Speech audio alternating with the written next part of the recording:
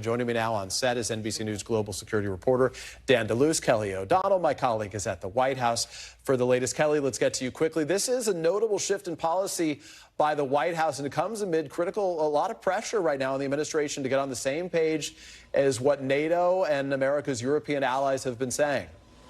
That's right, Peter. And the original intent here was President Biden and his administration wanted to be careful to provide weapons, but to not be so provocative that American weapons could be used inside Russia, perhaps drawing the U.S. into a direct conflict with Russia. That has been one of the principal ideas behind the president's approach since the war in Ukraine began.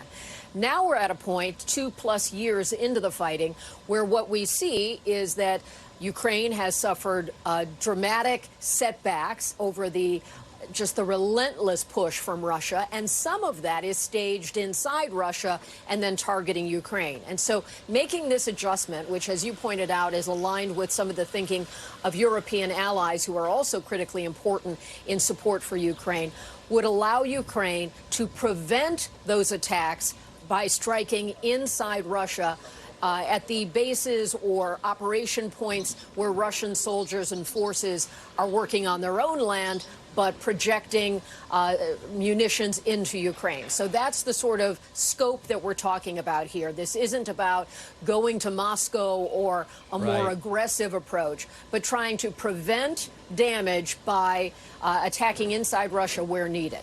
And Dan, let me bring you into this conversation a bit. And you and I were talking in the break here, right? This is part of a pattern, and it's one that conservatives, Republicans have criticized the White House on here, which is them sort of slow walking in the eyes of these critics, being reluctant before finally agreeing.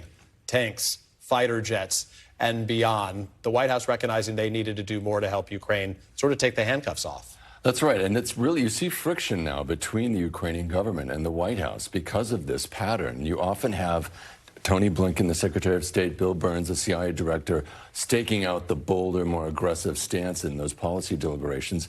The end result is the White House and the president come around, but the Ukrainians will say, look at the time lost, look at the lives lost, and now you have a fairly desperate situation there in the north, and they desperately feel they need to hit Russian forces just over the border. So specifically it is to try to keep this in a narrow realm. As we heard from Kelly there, the desire is not to start targeting Moscow, go nowhere near Vladimir Putin, so to speak, in the Kremlin here, but really to try to target these forces and other launch points where this offensive is coming from, right? That's right, because the White House wants to send a message, too, to Moscow. Like, you know, we don't want a direct conflict with Russia. That's right. But so this is a limited area around the border. Having said that, Ukraine on its own, with its drones that they make themselves, have been striking inside Russia repeatedly in these kinds of sabotage actions where they hit oil facilities or they hit an air base. So those will continue, and of course, that's really angered Moscow. And Kelly, what I'm struck by here is if we put this into political terms quickly, you got what's going on in Gaza with Israel.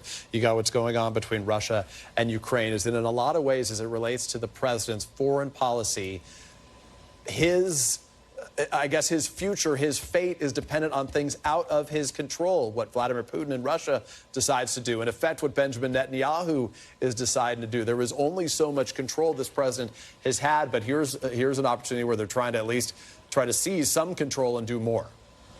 As so often the case with the president, outside events or other actors can dramatically affect the set of cards that the president must play, and that certainly is true here. We've seen the resistance among lawmakers about supplying Ukraine, as you were talking about delays that might be coming from administration choices. That's been coupled with the delays in getting funding for Ukraine. And it also comes at a time before the G7 summit, which is coming up in Italy in early June. And tomorrow, the Belgian Prime Minister, of course, NATO is housed in Belgium, will be here at the White House.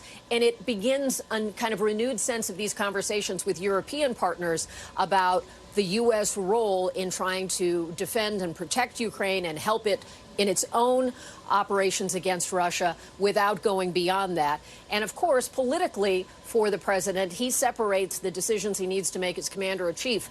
But the overall politics are certainly being watched by voters here at home who are weary of some of these interventions. And at the same time, you also do see support for a sovereign democratic country like Ukraine among some of the electorate. So it's a hard needle to thread for the president, and he's trying to maintain and show leadership that the U.S. can bring Europeans together and he can be a supportive partner when they sometimes take an early lead on certain things. Yeah, all smart points there, Kelly. Dan, I want to ask you one other question on a separate topic. This is relating specifically to the defense intelligence community right now, releasing new findings about debris from a missile attack that was discovered inside Ukraine, and the determination was made with, as they describe it, almost certainly that this came from a North Korean missile. This is a big revelation. If it proves to be true, it means that the Russian relationship with North Korea, which we knew to be tight, was even stronger. The North Korea could be providing munitions specifically to Russia right now. How concerned is the U.S. about this? And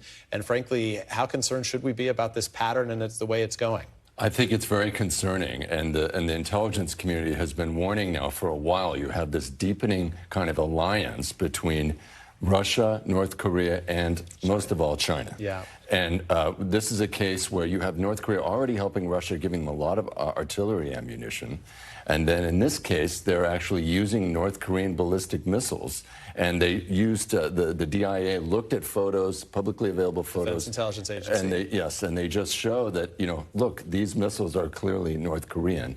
And they came to that conclusion. So it's yet another example of this kind of what the U.S. considers this kind of nefarious network of authoritarian states, all lining up against Ukraine and other democratic countries. Yeah, also revealing that Vladimir Putin needs the assistance of other countries to have the munitions he needs to continue this war, now 2.5 years old. Dan Luce, thank you. Kelly O'Donnell at the White House. Kel, always good to see you. Thanks for watching. Stay updated about breaking news and top stories on the NBC News app or follow us on social media.